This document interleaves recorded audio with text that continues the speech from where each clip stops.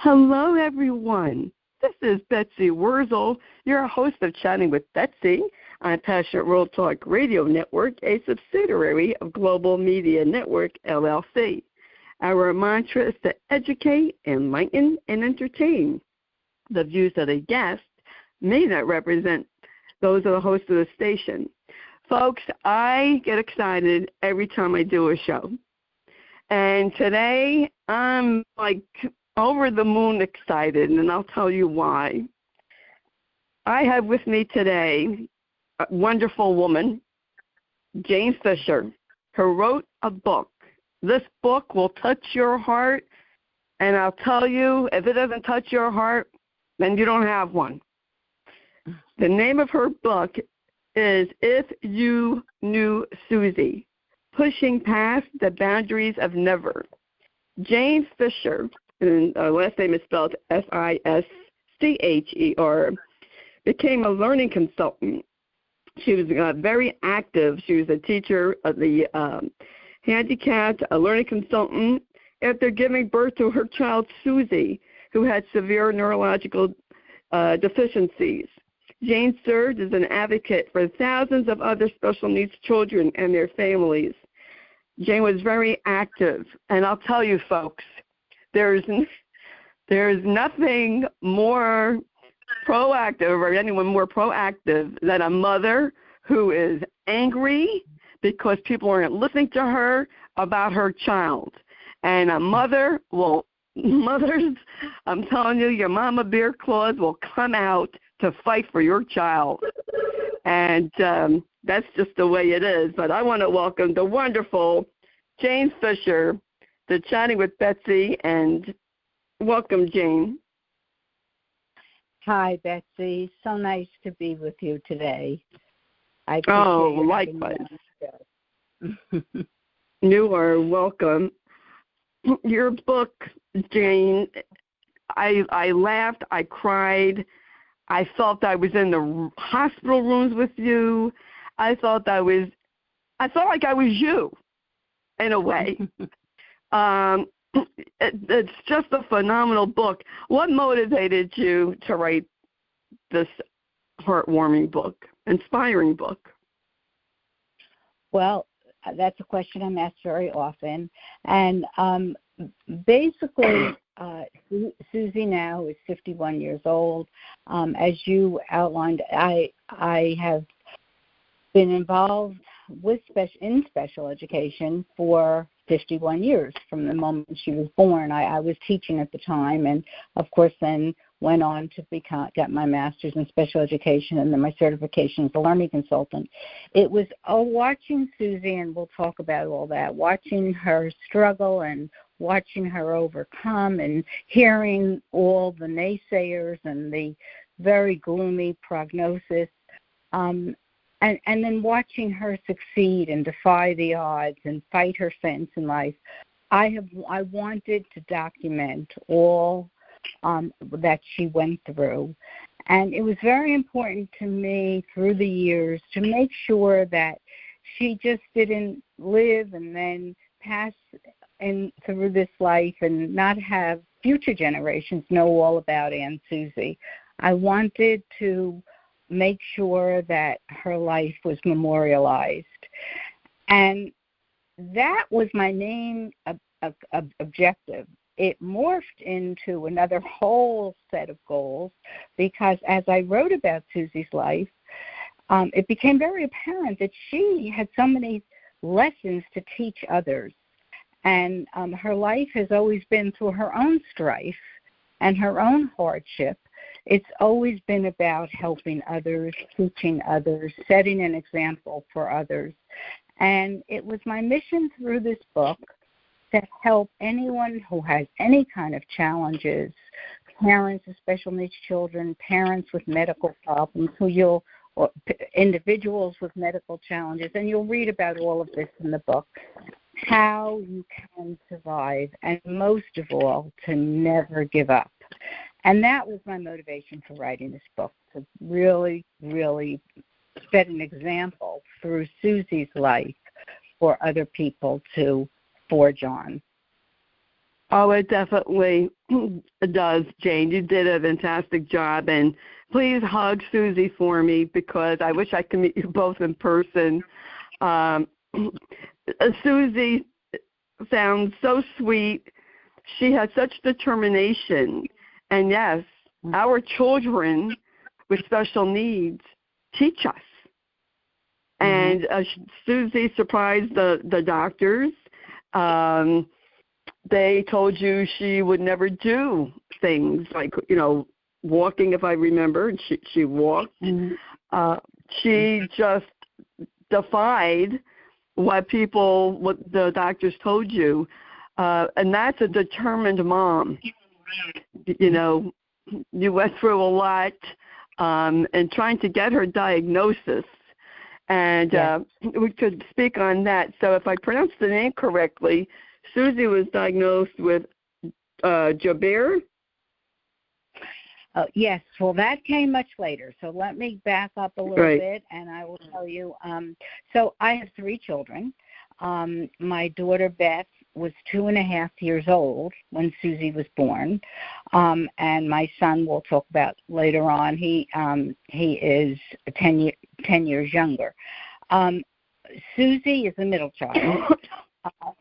She was born on July 18th, 1974, and basically had a very normal, very boring, actually, pregnancy. And she was born with many abnormalities, which in and of itself would have not meant very much, but put together seemed to indicate that there was some type of syndrome. Now, I think it's important to realize that I was all of 24 years old at the time, again, 51 years ago. She was born with extra digits on both hands, which was removed surgically the next day. Her head was out of proportion with her body. You couldn't see it by looking at her, but the chart showed that there was a gross anomaly in the size of her head. She had a very poor suck. I was unable to nurse her because she couldn't latch on. And again, none of these characteristics would have been a cause of great concern, but put together, it indicated she became very jaundiced. It indicated that my baby had problems. No one was telling me anything initially, but I didn't see her. They didn't bring her to me for about 7 hours later. And I knew something was wrong. I had already had a baby. I knew that, I should be holding my baby in my arms. And when they did bring her to me, all I saw was this precious little girl. It was love at first sight. And then they began telling me little by little that, she had issues. My brother, who was doing his residency in pediatrics, ironically, came into my room with my pediatrician at 5 o'clock the next morning and began telling me that my baby had issues, that they didn't know if she could see because she wasn't following light. And within a few weeks, the prognosis was very grave. They sent me to a doctor at Columbia Presbyterian who was world-renowned, a pediatric neurologist, who basically, based on a lot of the testing that he had done, told me that my baby would never walk, probably never talk, probably never learn very much, and basically advised that because I had a 2.5-year-old, and because I had a husband, and because I was so young and would have other babies, I might be best looking for a residential placement for her. Well, Betsy, I didn't know what it meant, but I knew one thing. My baby was not going to a residential placement. I knew that my baby was coming home with me, and I was going to begin to fight. I had no idea what that meant. There was no, there was no. You're right. Right. And you know what, Jane? And they weren't talking about 51 years ago. First of all, they didn't really listen to women, and right. You didn't hear about advocacy. There was no rights for children who had disabilities. Absolutely. absolutely. And as a matter of fact, I know that I was thought of as a hysterical woman who was unrealistic and was in for a devastating life. And I didn't care what they thought. I mean, I didn't have time. I didn't have strength to care what they thought. As I say, there was no Google, there was no computer. I only knew that whatever her potential was, we were going to find a way to reach it and maximize it. Now, keep in mind, I did have this 2.5-year-old darling little girl who needed me too, and was a very anxious little girl, but was coming home with this new baby, which we all know is, it's traumatic for any toddler. But when you have an infant, who needs so much help, but I began to through phone calls, and if you remember that old-fashioned thing called telephone books, Yes. That our kids don't even know what that means. Yes. Let your fingers do the walking, right? Exactly. Yeah. That was my Google. Yes, that's right. Anyway, it was looking back how our lives have changed so very drastically. But I had found what they called an infant stimulation program. It was about an hour and a half away. We live in New Jersey. This was in Flemington, New Jersey. And it was a program to more or less teach mothers how to work with infants. Now, today it's very commonplace. There's infant stimulation almost in every large hospital, but then it was unheard of. And my brother, who again was a doctor at that time, and the doctors here said, "How are you going to do that every day? You're going to drive to Flemington." I had to be there by 8:00 in the morning. And again, I never thought how I was going to do it. It was just going to be done. It was just somehow we were going to find a way. I had an extraordinary mother who was here, drove an hour a day to get to my house to take care of my 2.5-year-old. I was very blessed to have her support. I had a husband who was also very supportive. We went through a lot of trials and tribulations, our marriage, and it's all in the book. When you have trauma and troubles, it doesn't necessarily lead to harmony. In fact, it could lead to the opposite. That's what Jane. That's what I loved about your book. Like your book. I mean, I stand in awe of you for all that you've done for Suzy. You remind me of me in a lot of ways. You're feisty.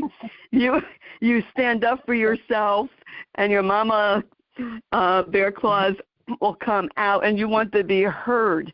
I want people to put this in perspective.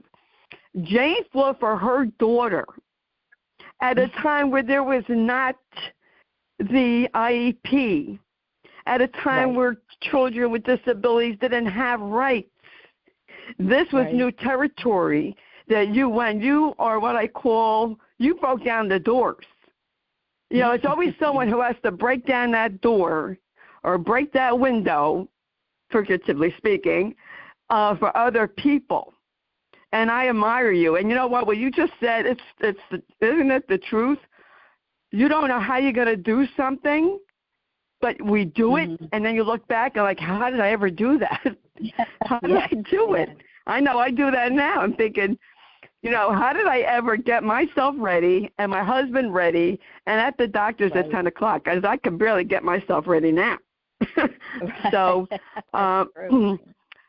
I stand in awe of you, Jane. Go ahead. I don't know if awe is the word, Betsy, or craziness. I'm not sure which is the one, but I don't. As I say, I just want to preface it. When I growing up, I was a very quiet, demure. Yes, me too. I grew up between two extraordinary, brilliant brothers who, were so accomplished, and I was, I was a girl. Again, girls weren't valued like they are now. Right. My goal was to go to college and find a husband. Yes. But my parents were wonderful, wonderful people. But if you would have told them that I was going to become an outspoken advocate who was known as the Barracuda, they would have said, not my child. I love it. Jay, that's, you know what? That is true, because I was quiet too. And I let people push me over. But, Josh was my foundation, I guess you could say. I didn't know I was being an advocate for him. I just knew if I didn't speak up, he wasn't going to get what he needed. And it was up to me and me alone, because my husband wasn't going to speak up. Forget that. He wasn't going to do it. And, when you have people telling you, like I had my family, my parents telling me, oh, you're looking for trouble. Oh, it hurts us that you're taking Josh to a neurologist. Oh, it hurts you. Right. What do you think it's doing to me? My older brother, back then I didn't diagnose. My older brother's 4.5 years older than me. I know they didn't diagnose back then, Jane, and he would be 72 now. There was something that he had some kind of learning disability. He had something going on, but it wasn't diagnosed back then. But he was a hard worker, and he, was able to work and drive. But I just think that, when at a time, especially, Josh was born in 1984. Your daughter was born in, you said 1971 or 74? 74, yeah. 74. It was, 10-year difference. There wasn't much different, I think, with when Josh was born, and people didn't believe me. Like, we know as mothers that there's something amiss with our child. And that's not because we don't love them. It's because we love them. We're in tune to them that we know. Right. And then absolutely. And I don't know, Jane, like Josh was, he looks normal, good-looking son, I have to say so myself. But I don't know, like, I don't know which is harder, which is easier. When you know at birth that your child has difficulties or will have difficulties, or you think that they were, parentheses, quotes, normal, and you find out that they're not, and your life readjusts. And we go through a grieving. Your book is very authentic, and I want to say you don't sugarcoat, and I love that. You're a Jersey girl, love it. And we tell it like it is. We do. Yeah. We're sometimes not too tactfully. Right? Well, you know what? I've been criticized somewhat, but there's no point writing this book if you're going to sugarcoat. If you're not going to be totally open and honest, then don't write the book. As I said, we went through hard times. I talk about my marriage. I talk about the siblings. I talk about, the issues I had with the school systems. It was all part of life, and it's all part of the journey. And, through Suzy, actually, Suzy gave me a voice, as I think you just said with yourself. She transformed me into something that I never, ever believed that I would be. I started a special education PTA, and I'm not touting myself, believe me. In fact, if anything, I'm very self-effacing, but I was driven through Suzy to help so many others because they need advocates. No one's going to do it other than those people who are involved and who have been touched themselves. True. And case in point, when we went on to become very involved and I would leave the doctor's offices with my husband, and I would be crying, and he would say, "Why are you crying?" I'd look at him and I said, did you just hear this, thus, A, B, C? And he said, he didn't say that. And, it was like, and then I'd go home and I'd talk to my mother and my mother-in-law, and they would say, oh, the doctors don't know what they're talking about. So I was like the crepe bearer. I was, am I crazy? What is wrong with these people? And that's how you really, you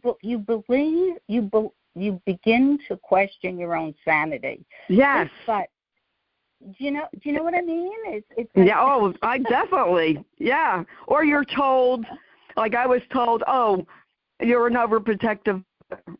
Yes. I was told I was overprotective. Blame the mother. Right. Josh was lazy, that he was lazy. And they make it as if it's your fault or your child's fault.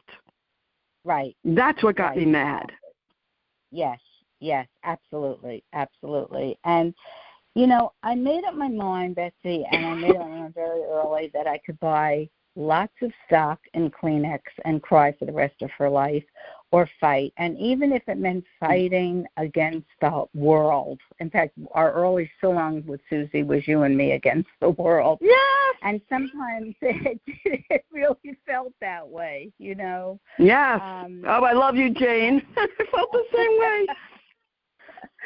But, fight we did. And she was so fearless. She wanted to achieve. She had an older sister who she knew what she should be doing, but her body wouldn't let her attain it, but she never gave up, and she continued to fight, and she was steadfast and unfaltering in what she wanted to do. And you had no choice but to just fight along with her. She's still that way, to a point you can almost be frustrated sometimes. But she's an incredible human being. She's bold. She's audacious. She's just so incredibly.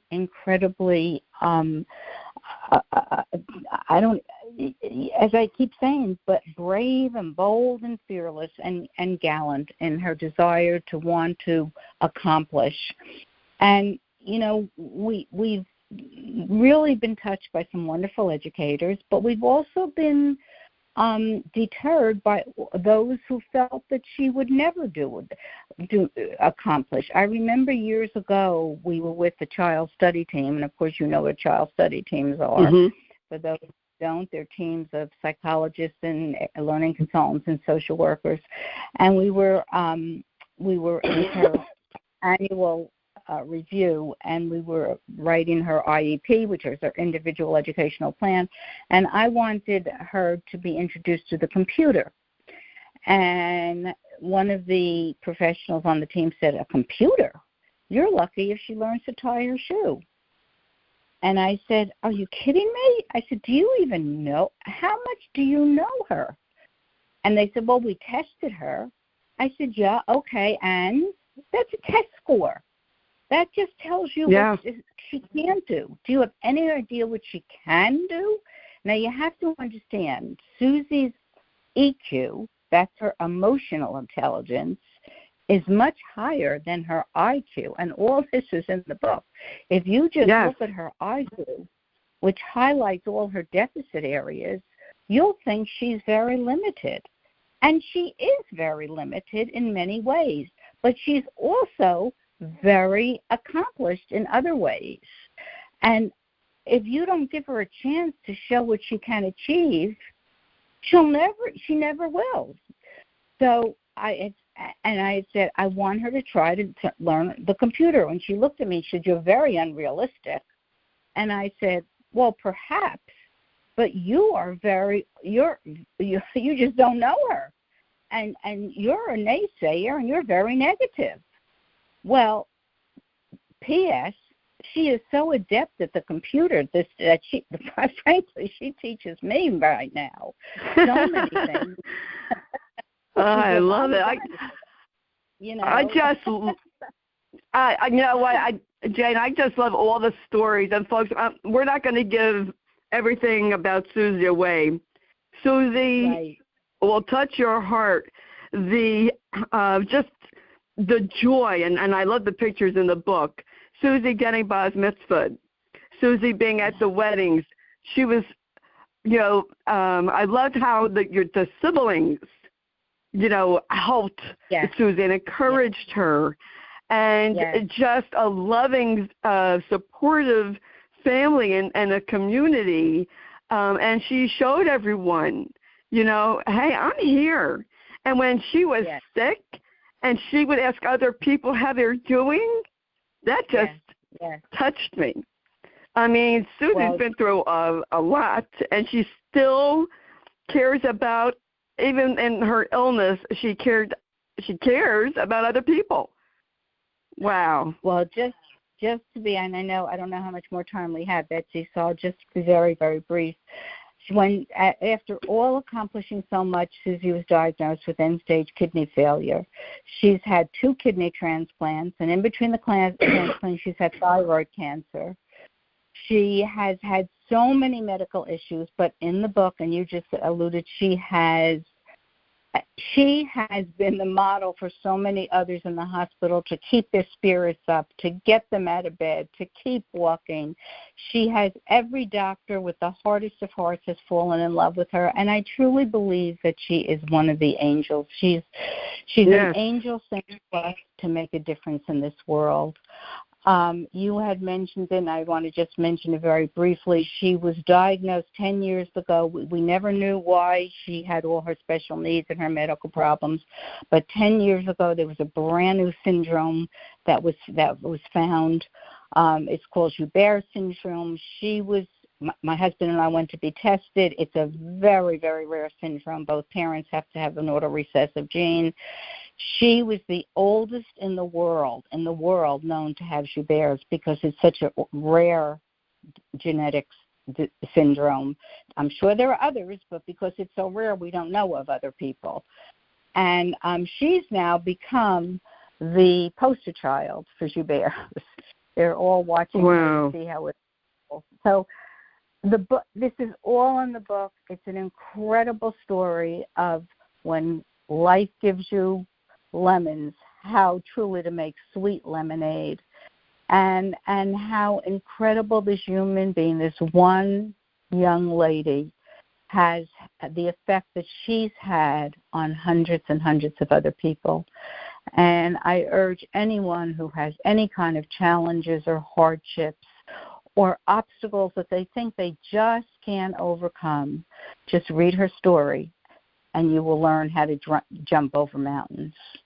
Truly. I love, I love the story of how Suzy wanted to go to camp because her sibling went to camp, and how she, you know, the director didn't, you know, was kind of hesitant, and then you brought Suzy up there, and she ended up going to sleepaway camp. I mean, and she lived in an apartment. You bought like a house or apartment, right? Yes. And she had, you know, that experience. Suzy gave me inspiration. Suzy motivated me, and I understand. You know what? That's how I so understand a lot of how you felt, Jane, because I felt that Josh is not of this world. He is my angel. He is my special earth angel, and what a blessing to me. Yes. And, you know, when Josh works, he can't drive, but he does work. He works for a school bus company, and they love him. They'll compliment. They complimented me, went to a picnic, and they said, "Oh, Josh is so nice. You did such a good job raising him. He's so polite." Yes. Well, we share stories then because she is an aide to an aide in a preschool. And one thing that she has an uncanny memory. She calls herself Rain Woman because she remembered details and days. She Yes. just told me, Renee.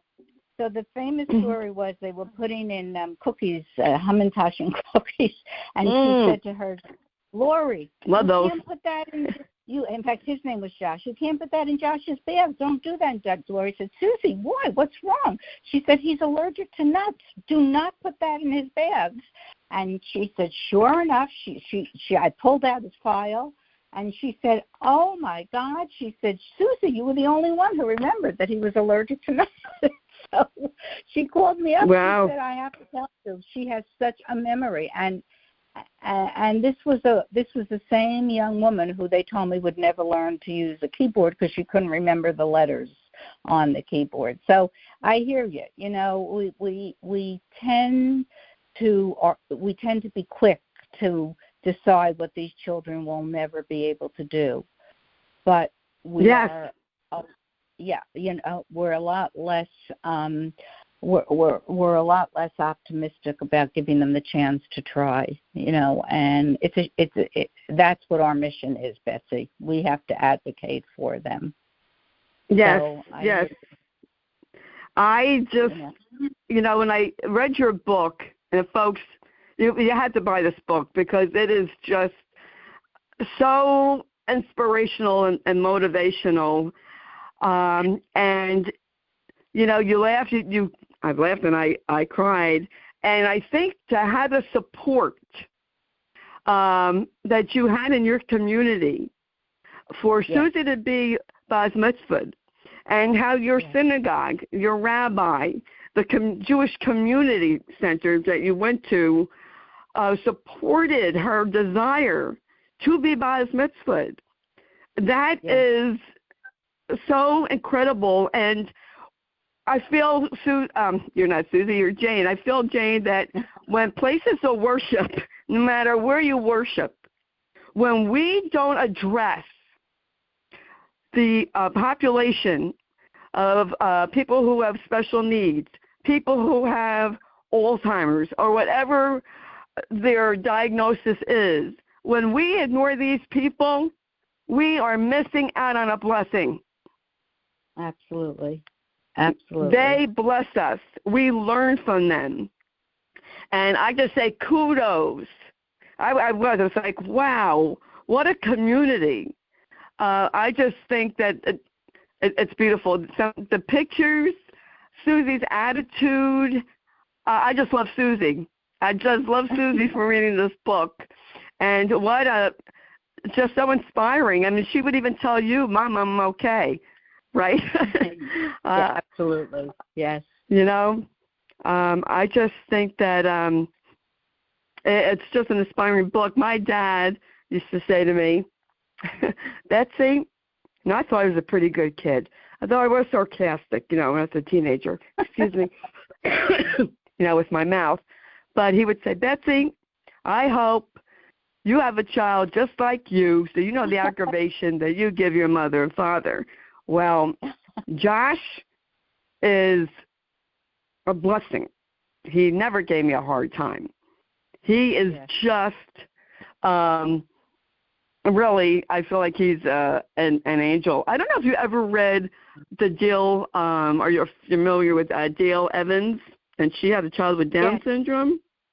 Mm-hmm. And of course, and I forgot the name of the book. Read it many, many years ago, and that was inspiring. But I'm not sure if she's the one, but said you're going on a different trip. Okay, you want to take a trip to. Was she the one? Like, she compares it to going to Holland, I think. Holland, yes. And you learn to readjust. And what our children can teach us is just amazing. And I'll tell you, Jane, and I worked in a state institution for the developmentally disabled.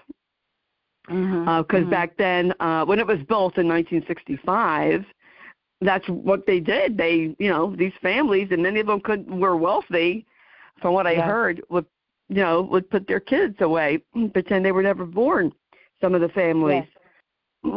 But we can learn from everyone. And I feel that everyone I say this all the time, my show should be treated with respect and dignity.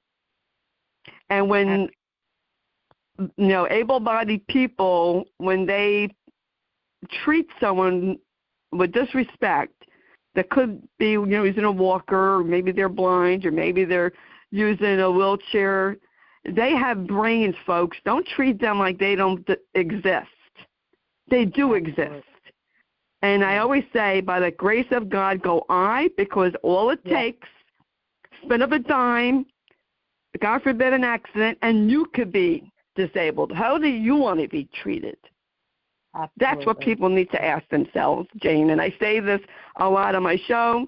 I don't care if I sound redundant, because I will always be saying that. Treat people how you would want to be treated. And I was reading your book, and sometimes I think it was a story where a nurse, was not so nice to Suzy at first. Yes. I love that. Yes. She turned her right around. Yes. And that's the interesting part of many people who are disabled.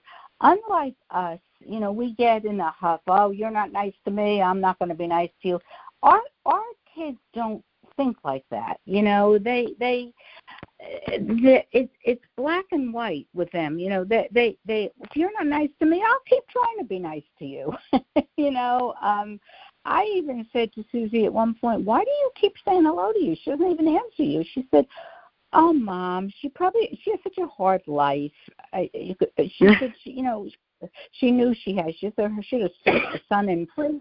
She's a little yenta too, so she knows all these details.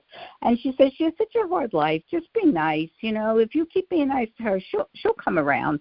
And lo and behold, they're goodness. They're nothing but pure and good. And you call them earth angels. That's what they are, Betsy. And I honestly believe they were sent to us to protect, to nurture, to love, to just continually be cheerleaders for. And I don't want to minimize. It's a lot of work. You and I spoke a little bit before the show. There's a lot of concern about what's going to happen when we're not here anymore. That's a tremendous a pressure that is a 24/7 thought in our heads. But I wouldn't trade my daughter for anything in the world, and I believe it was my life's mission. It was my job to do just what I did. People say to me, you gave up your whole life. I don't look at it like that. She is my life, as are my other children.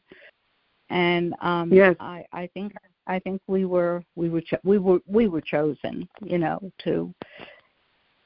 to be the mothers of these angels for, I'd like to think, for special reasons, Yes, they will teach us. I mean, I will never take anything for granted. We take so much for granted, those who are not around people that do have difficulties,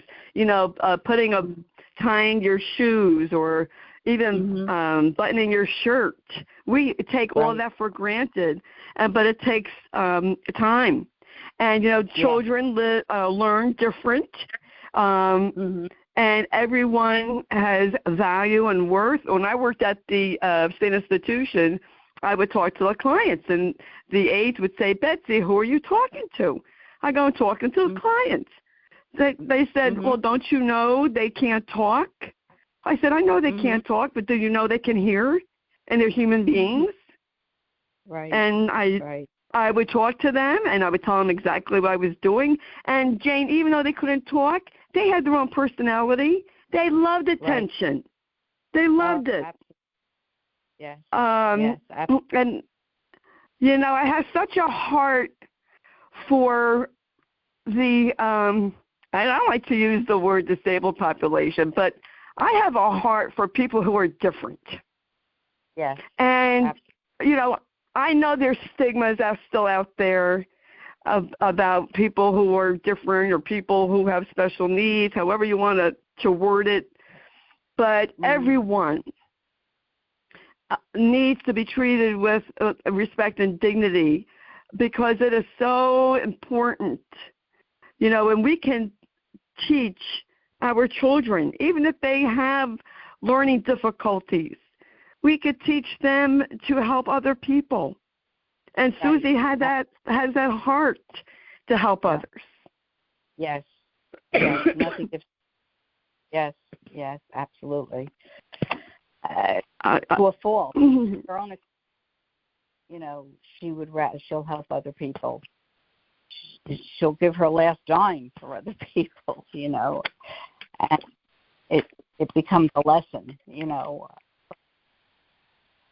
I think yes. Go ahead. You treat people as you would want to be treated. I think that is a law.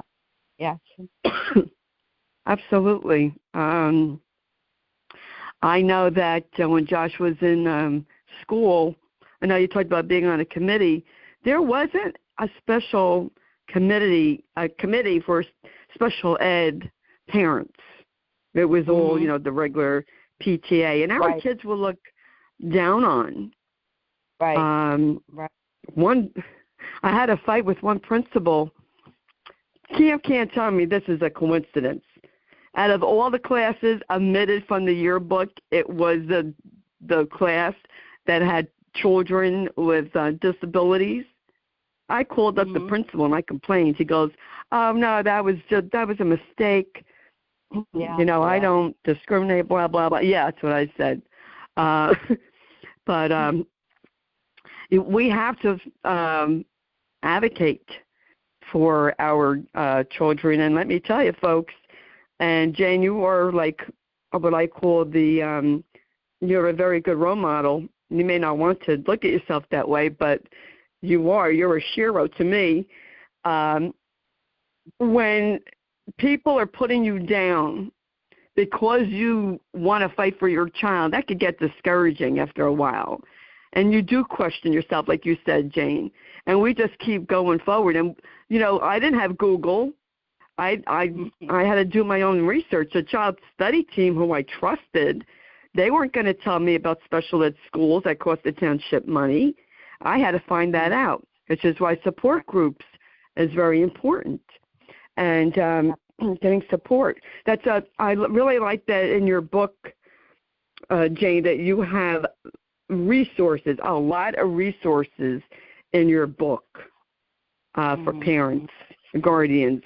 I think that is absolutely amazing. It's wonderful.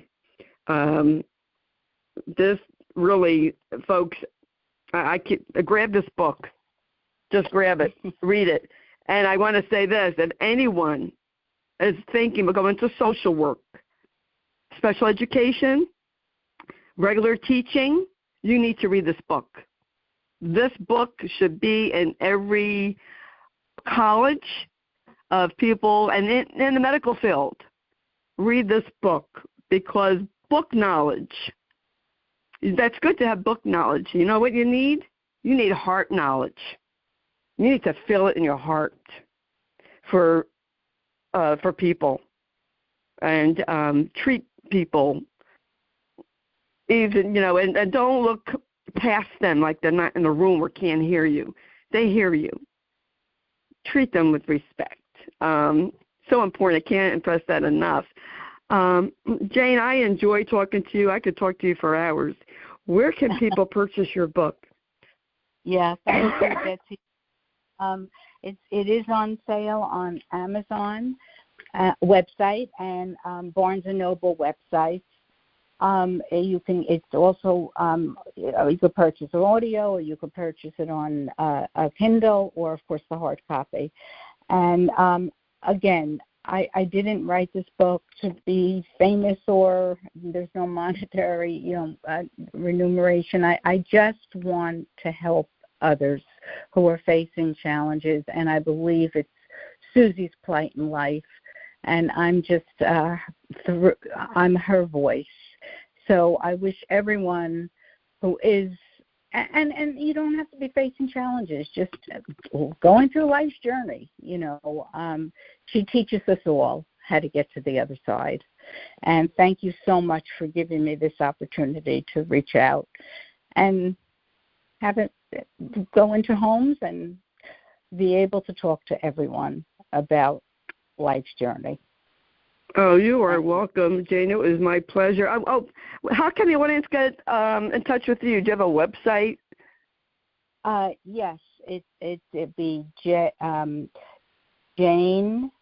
JANEM, as in Mary, Fisher, FIS, as in Sam, CHER, @gmail.com.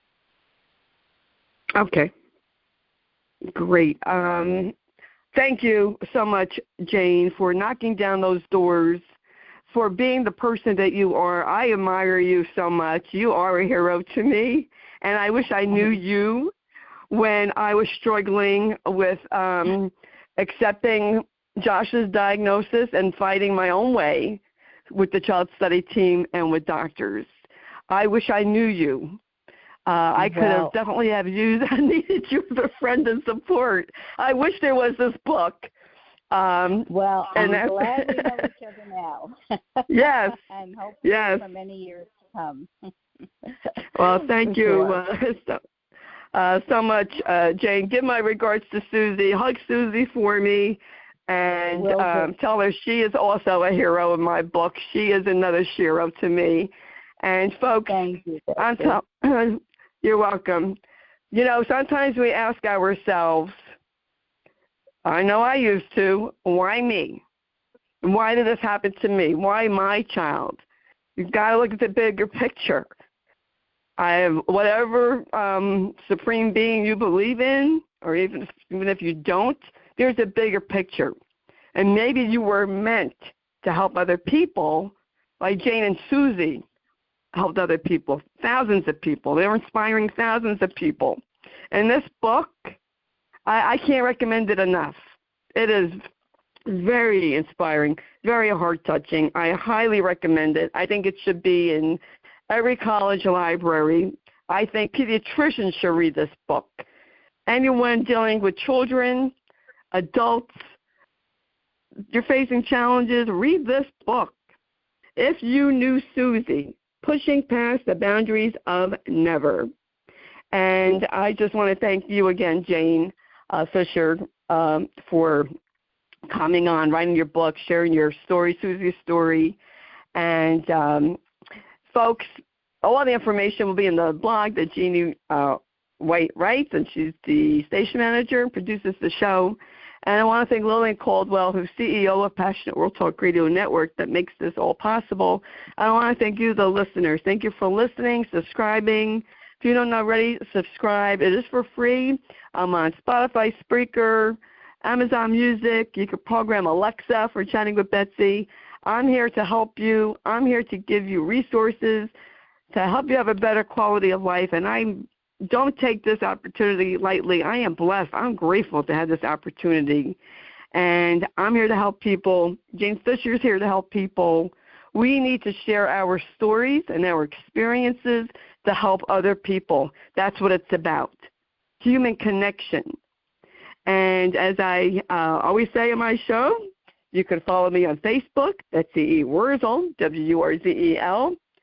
And in a world where you could be anything, please be kind, shine your light bright, because we need it now more than ever before. And Jane, you are a shining light. Suzy's a shining light, and I thank you for that. Thank you for bringing kindness and light into this world. I appreciate you both so much. Thank you. You're welcome.